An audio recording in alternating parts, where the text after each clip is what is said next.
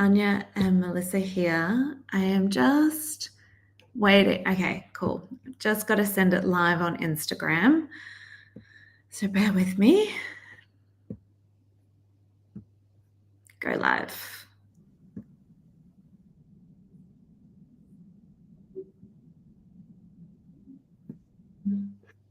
Sorry. Okay. Hello, everyone. I'm Melissa Sandon from Soul Leader, and we also have our amazing lead trainer, Anya Vandenbrink, who is here. We are going to be chatting about our legacy channels and how to just navigate these beautiful but immense energies streaming through the field right now. So we'd love for you to join us. Hopefully everyone on Instagram and Facebook can see us. Let's hope the tech works. How are you feeling, Anya? I'm feeling good. It's been a nice few days of rest over Easter. So it's been, it's been a nice time to just not collapse the field, but sometimes you need that recuperation to expand the field at the same time.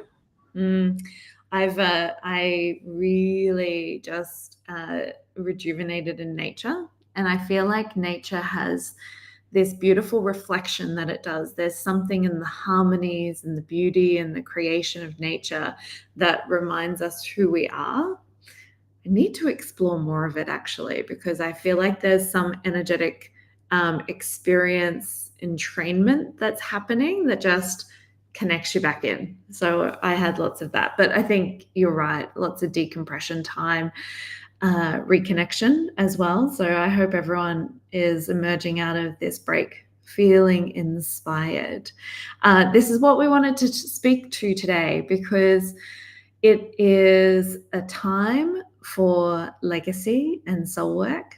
There is lots in the world that's compelling soul work and pulling your voice from your channel and wanting it to be in the world. But that also means that we are in metamorphosis, because before your soul work can be in the world, it actually has to be in you.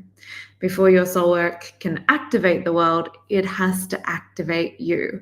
And so there's this experience of coming into alignment with your channel, landing in these energies streaming through, and then having to meet it, having to awaken yourself to them. So, Anya, do you want to describe a little bit of what you were sharing before in terms of what it feels like meeting the gateways of these new energies?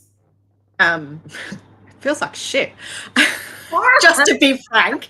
But it feels like everyone thinks, meeting the feels, searching for the dreaming, it all is all rainbows and unicorns. And most of the time, it's actually all about edges that we're meeting in that bigger dreaming, because we get so comfortable in our everyday, like we feel amazing, we do all our routines and all of our rituals, which is all amazing. It all gets you there. But when you actually need to meet the channel itself, it's really sticky.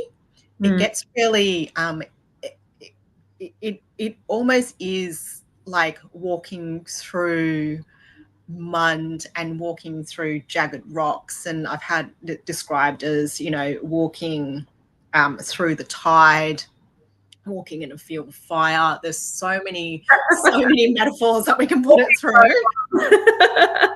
So much going on, but all of that is not to help motivate you is probably not the right comment, but it's to allow you to see more of who you are.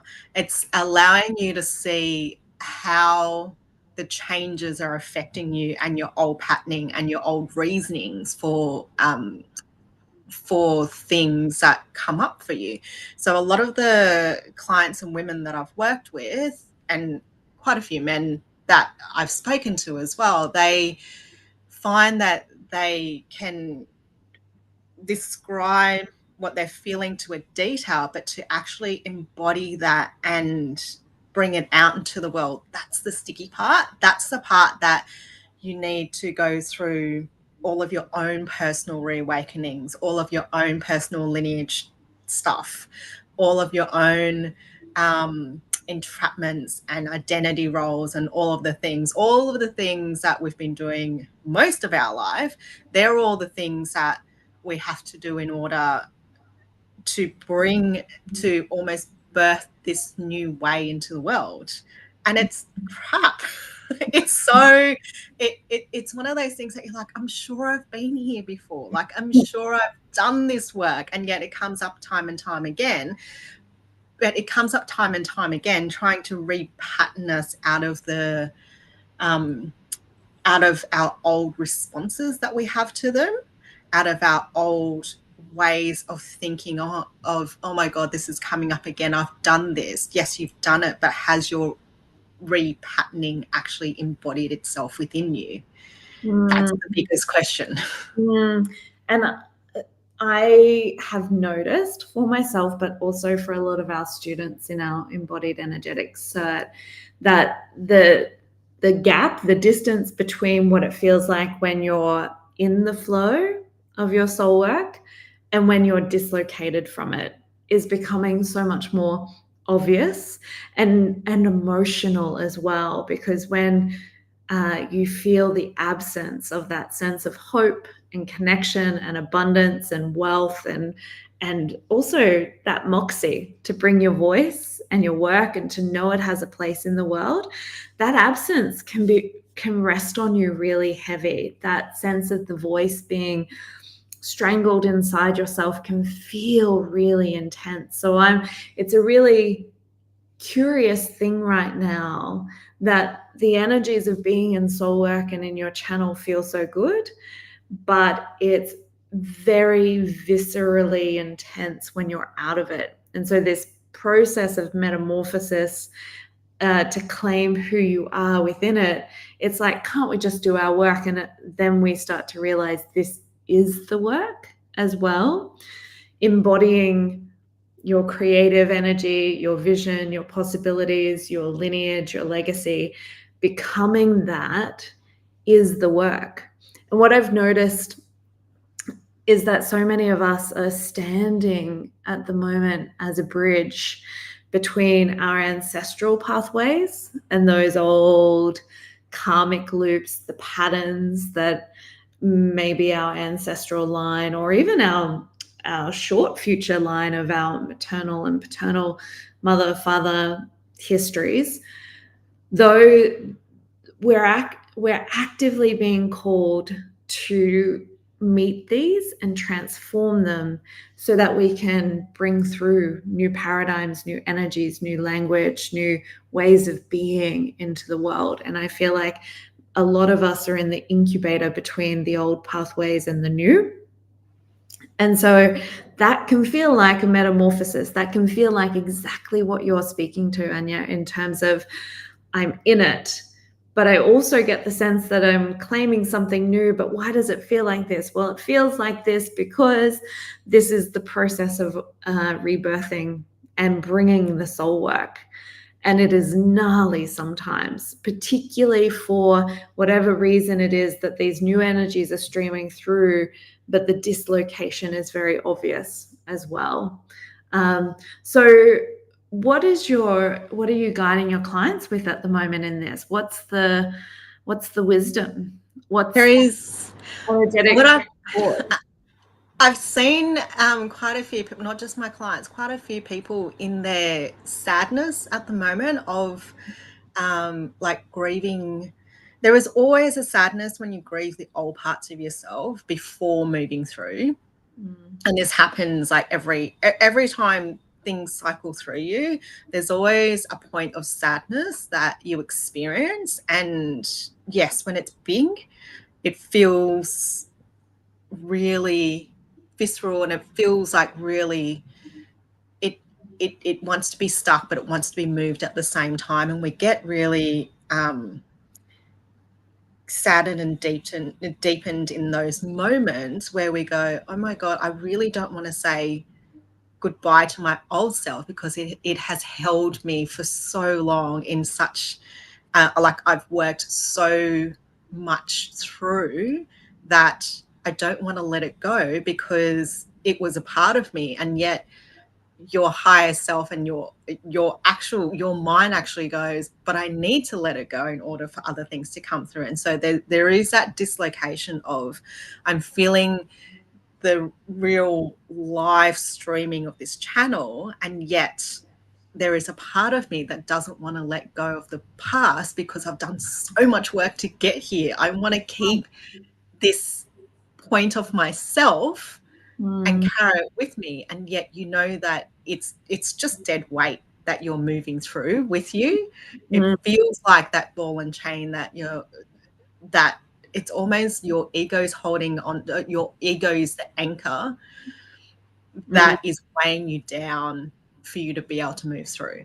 And we were talking recently, we had a workshop, a 3-day in-person workshop with our certification students. And we were talking about this experience of feeling like our legacy was lost to us, that feeling like we had missed it, time had run out, or our old patterning was such a curse that felt like we could never escape it. And whether it's from what you're saying, Anya, in terms of not willing to let go of the old identity, or something that's really ingrained. I actually think a lot of us and a lot of these karmic loops that we're in are also cultural loops of imprinting that tell us that we can't be who we are, we can't use our voice, we can't share our gifts, we don't have soul work, and we can't do it in abundance. We can't do it in a sense of legacy wealth, which is embodied multi-dimensional currencies of resourcefulness. Not always money, but money is a part, particularly for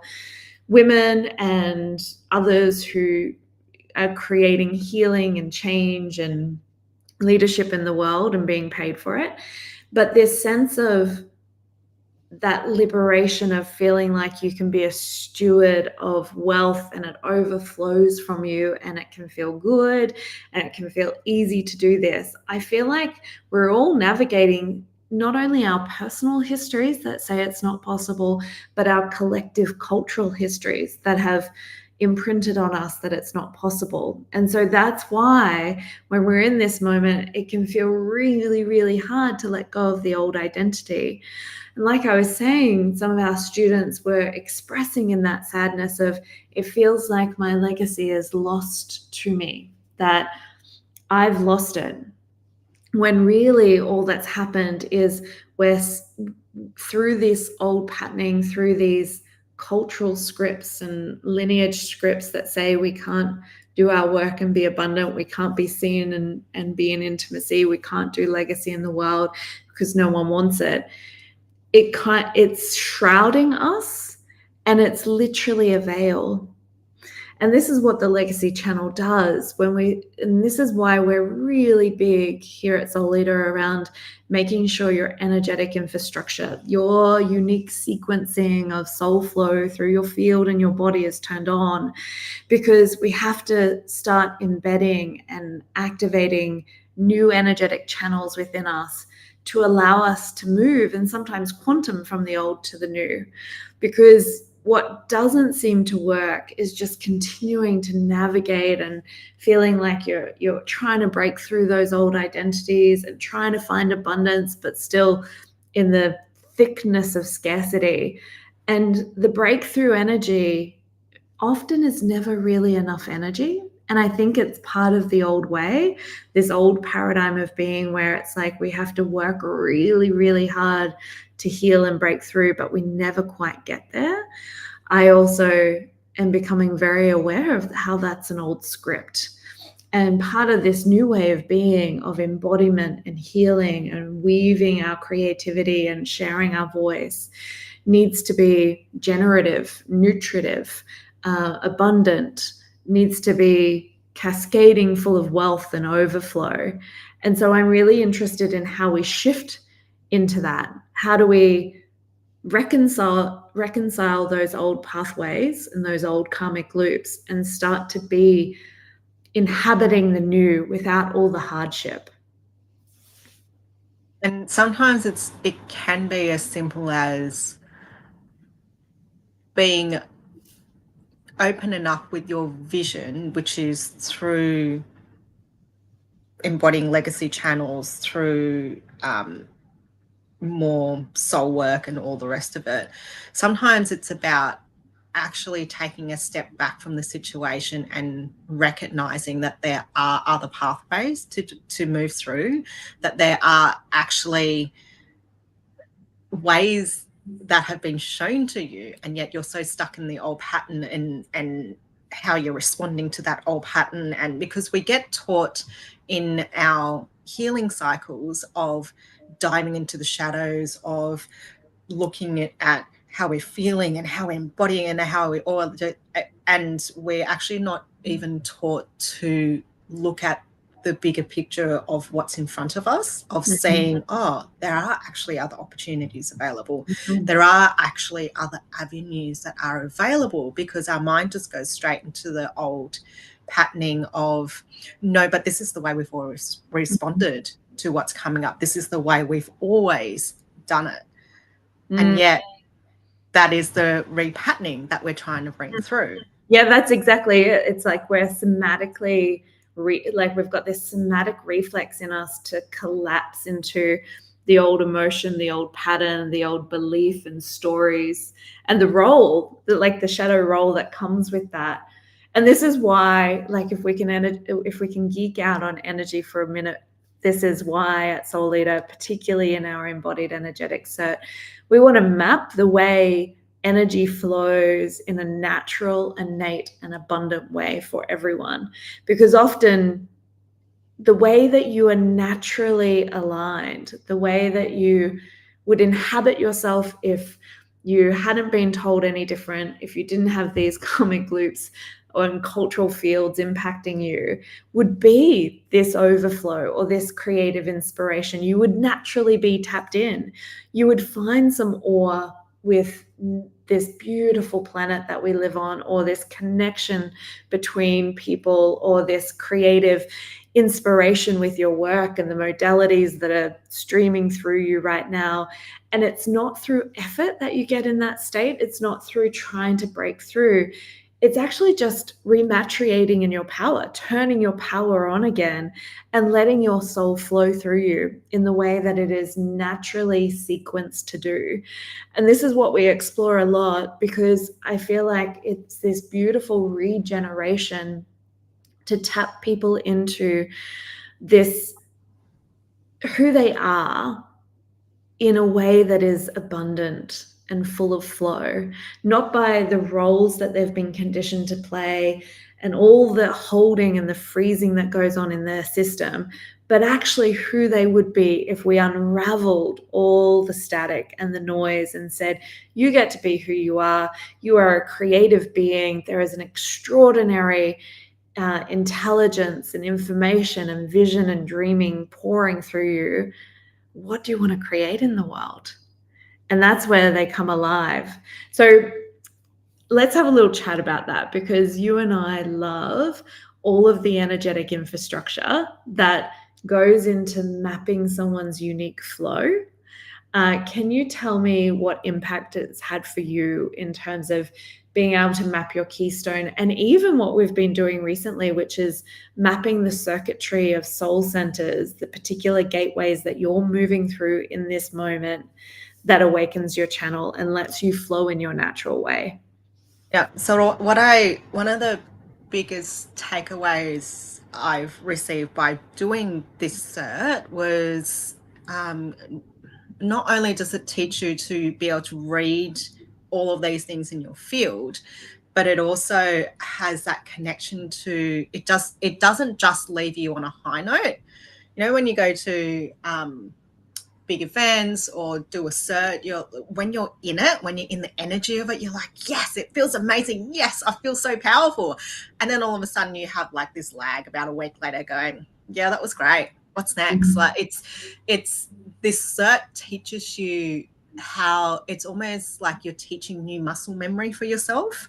It really is. It is such a long cert, because when you do strength training, it takes that little bit at a time. You go 2 steps forward, 3 steps back. It is that momentum of building Mm. on the smallest steps at a time, like building your capacity to be able to see, feel, hear, touch, taste, absolutely just embody all of the things that are coming through uniquely for you in your channel. And yes, there are moments where you need to be held because you're just completely falling apart. And I've seen it go through with the women that I went through with and myself, and I've seen it go through other students in other rounds as well. And it's just, you see it all the time. I think I myself died about 3 times during the cert, just going through that life cycle. Rebirths. I mean, just for clarity, in terms of what Anya's saying, often this is what happens when you're doing the deep work through your nervous system. And we want to be really integrous and accountable to, if you're going to be tapping into your soul vision, bringing through soul work, it also has to land in your body, the roots have to grow in your earth. It has to build momentum, like Anya says, and it has to build resourcefulness.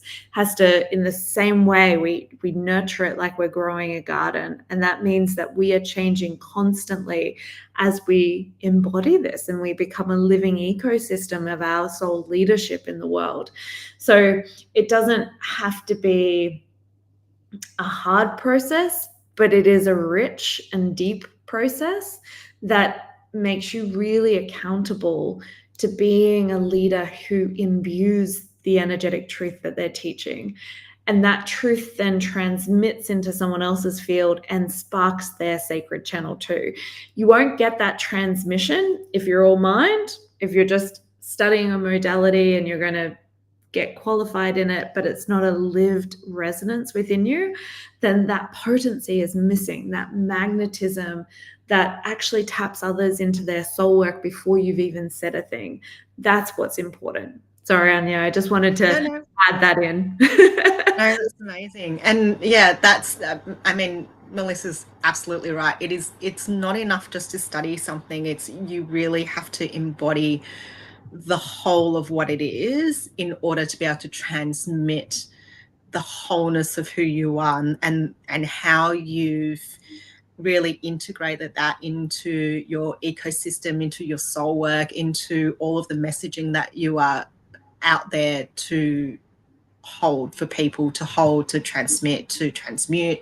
How you've accessed that information in yourself is the thing that makes you unique and different out in the business world, out in whether you're a coach or a healer or a practitioner, whatever it is that you're doing. If you're a HR manager, there's people who do this course who are not healers or practitioners. They're doing it for themselves, but also for themselves in their daily lives.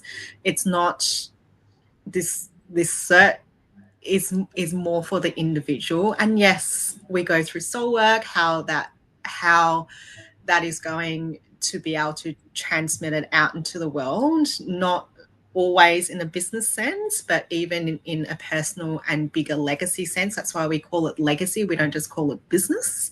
It is about how these changes within you are going to make a lasting impact on other people, whether it's your ancestry, whether it's in your future ancestry, your past ancestry, whether it's in your just purely your own ecosystem or the greater ecosystem of the community. And what Melissa was saying about how the circuitry and the keystones work, that is the deeper part of where this certification goes. It starts off beautiful and somatic and, feeling all the feels, and then she dives you into this whole new system of just being able to repattern yourself and being able to embody it so that you can guide other people through it, so you can even recognize it in other people. And it's intense, it's raw, it's beautiful, it's one of those things that you cannot explain until you're really in it. But the transmission of what Melissa has downloaded through her channel is the energetic structure of what your mind can grasp, and then your body has to feel. in order for it to be able to transmute into the world. Yeah, you said it so beautifully. One of the things, because I've been thinking about this recently, keystones are this ever evolving way of learning yourself and learning how you flow, learning the rich texture and story and culture of your soul work as you meet yourself in each gateway. There's 5 core gateways, and you would know that that journey just keeps deepening and deepening. You're like, here's another element, a layer, a connection, a constellation of myself and how my soul work is coming alive within me. And it's just this rich fodder for continual exploration. What we did recently with the soul centers are just energetic portals, basically, where your most innate energy, your essence, your passion, your history, your gifts, all of that, and it flows as this energetic resonance moves through each of these portals and comes alive within you. So it's where the core essence of you gets translated into all of the colors and stories of who you are. It's really powerful for the soul centers to get activated because they actually show you where you're coming alive in your own system and your own being. And what we've started to realize is that the soul centers are mapping this flow through your body and your being, and we're calling it a circuitry. So your soul center circuitry. And that marries into the keystones where you're always meeting the gateways of who you are and coming alive. But once that happens, basically what's happening is you're creating this energetic infrastructure that just hums and resonates and is a resource and taps you into your source energy, so that what you create, what you share, what you offer, what you speak, what comes into the world is sourced from your very energetic core, the deep well of who you are, your soul work. So these systems seem to be ways that your soul work makes itself real, channels through you, and comes into the world. And I know that even at the moment, I feel like I'm in a new circuitry of soul centers that are really tapping me into earth, tapping me into legacy wealth, harmonizing my voice, and helping me bring through legacy. So I've just listed about 4 soul centers awake for me right now. Which ones are alive for you? I was going to say, I don't think I should list my circuitry. My circuitry always ends up being like 7 to 9 of them. So mine gets me. Yeah, I know. I've just put the soul centers up on the screen. I realized that when I was doing some mapping in my keystone yesterday, I was like, I've got 2 soul centers in each gateway, which makes it 10, like a circuitry of 10 right there. But what you're seeing on the screen, everyone, is our 33 core soul centers, which have harmonic resonances in the body, and also they extend across your field. This is an embodied energetic mentor is often threading the creation wave, so like the wave of natural intelligence, of creative light, through your field and into your body through any of these main portals, these 33 portals. And what it does is it creates this wave in your body, through your nervous system, through your field, and it helps you land your essence, your leadership, and your soul work. Give us your 7 to 9, Anya. I want to know. Or maybe give us a few. We wove in on the weekend. I had Melissa helping me do this. Oh, yeah. And actually, I think I only had 7, maybe. No, that was 9. Okay, so I had new light code legacy drop in. So mine started off at living light, which is on your tailbone. And then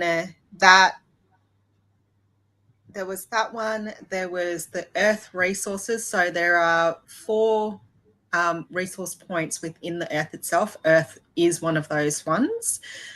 the one we call Earth, and then also the Legacy Soul Center, which is up in the higher ones. And then you have Liberation, which is at the back of your skull.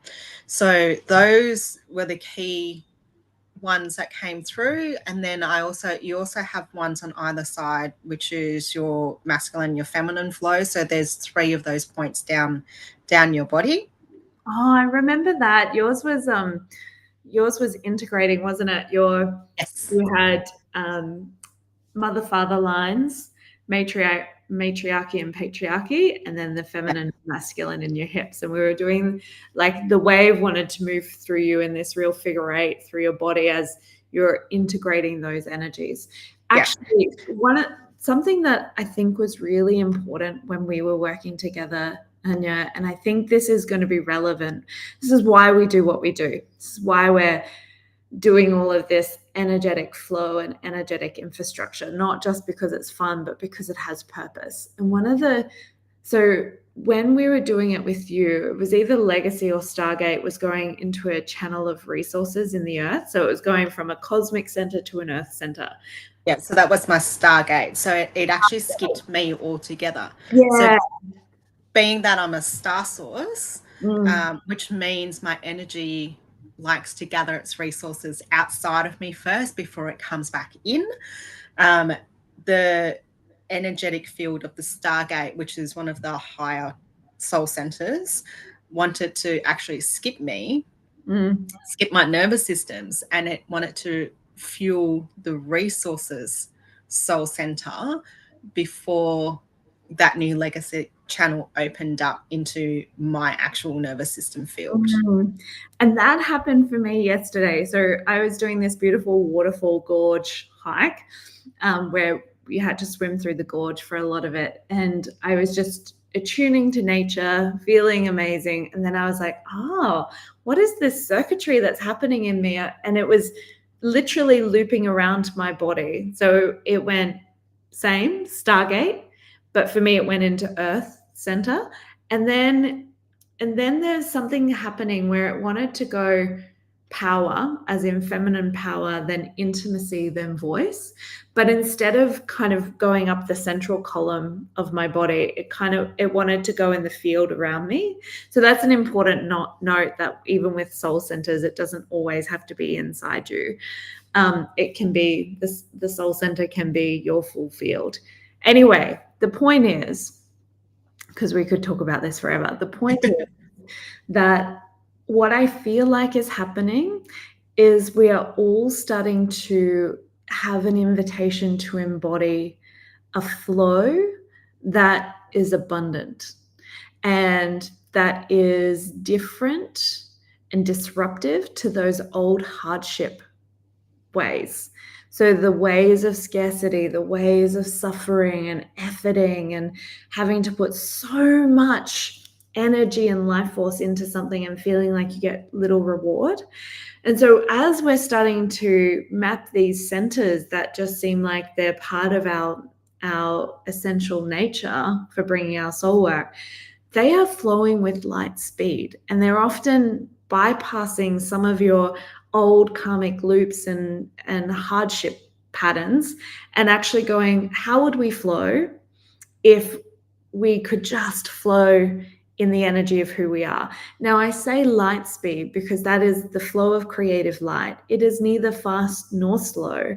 It is embodied. Sometimes it will feel deep and slow and sensuous. Sometimes it will just feel like it ripples out through the field in timelessness. But I feel like this channel that's opening for a lot of us is about going at your light speed, and however that looks like in your body. For some body sources, those who gather their resources inside their body before they come out into the world, I think that channel happens deep in the universe within them. So it may be unseen. Often our energetic flow is unseen. So a lot of our soul work is coming through and it's not being productive yet in the world. It's like it's becoming alive And so we've got to learn to measure or entrain to the richness of that without always looking for logical metrics and seeing if we're being productive enough or that it's getting traction in the external world, because a lot of the depth is happening in the unseen fields. Anyway, so for a body source, all of this is coming alive, and it will probably come alive in quite a sensuous, somatic way. But it is also light speed. So what I'm seeing in people's channels right now is those channels are helping us access a currency of flow and abundance that is previously unknown to us. Does that what, and so when we did your channel, is that what it felt like to you? Like, it's like, oh, this is how I would flow. Yeah. Right in the middle of it, I was like, I'm doing something wrong because it skipped me. Yeah. And it feels easy. And it's not that it's meant like we won't like make this like just positive, it's always got to feel good language, but there's this simplicity and this elegance that's like, a lot of my tension and trying to control things is actually where I'm slowing my energy down. The things I think I need to do are actually sometimes not in alignment with what really wants to come through my channel. Yeah, you're building dams instead of letting you're building dams instead of bridges, is what I was trying to say. Yeah, building dams instead of being a waterfall. Yeah, something like that. Yeah. But yes.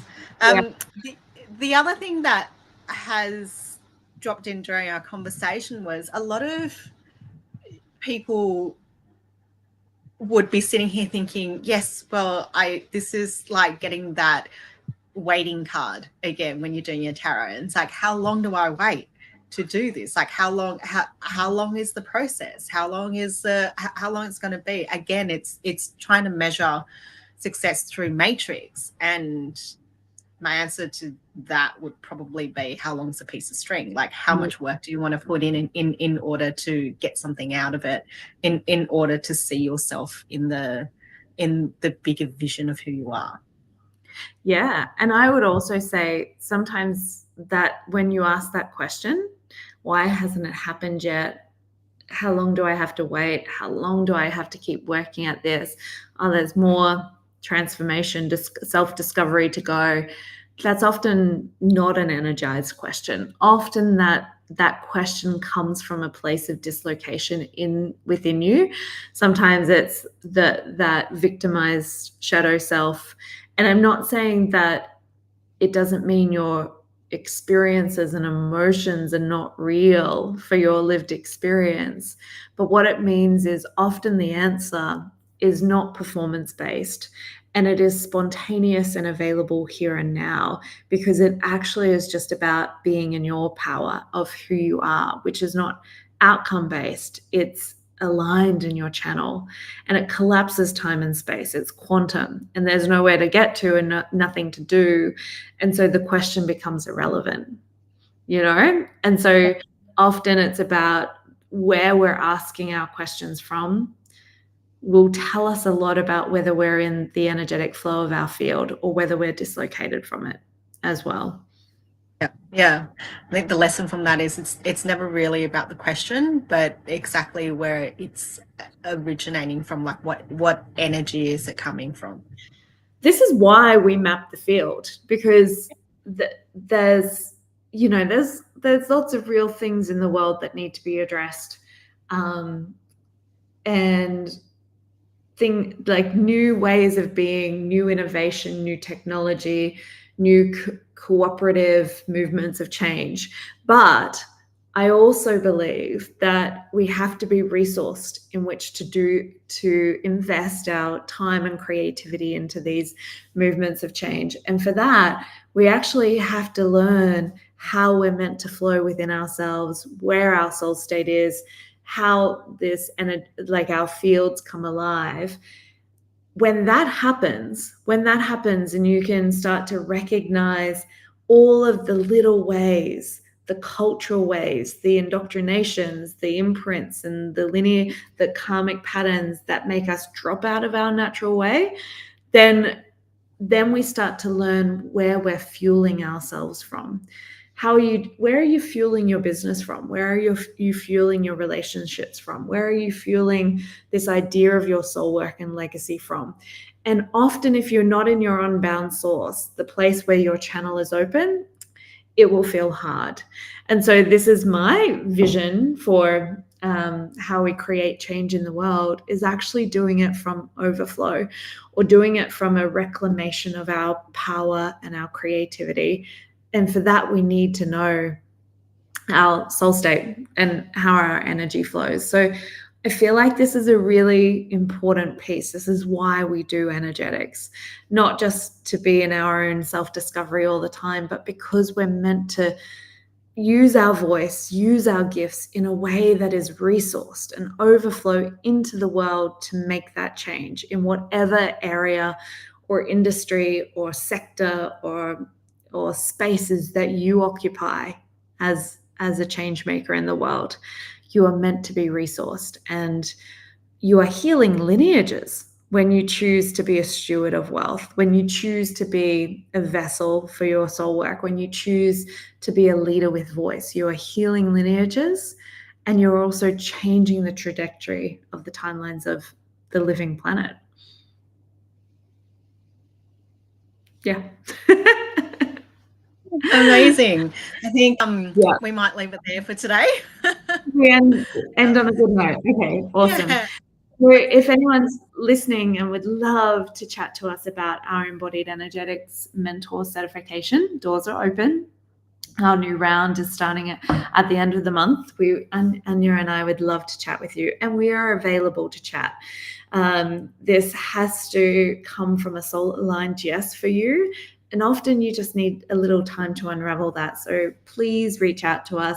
We will explore what is calling you, what's tapping on your soul work, where your body's at, how the world is moving you, and we will help you make a decision. But it is an incubator of soul work and mentor qualifications, powerful embodied energetics, and also the unseen work of being in sistership, in circle, in soul partner collaboration, being held in your becoming as your soul work activates you. It is a very necessary thing to be in a circle of other leaders doing this deep work as well. So please reach out, and thank you for your time today. We'll see you next week for another chat. Bye.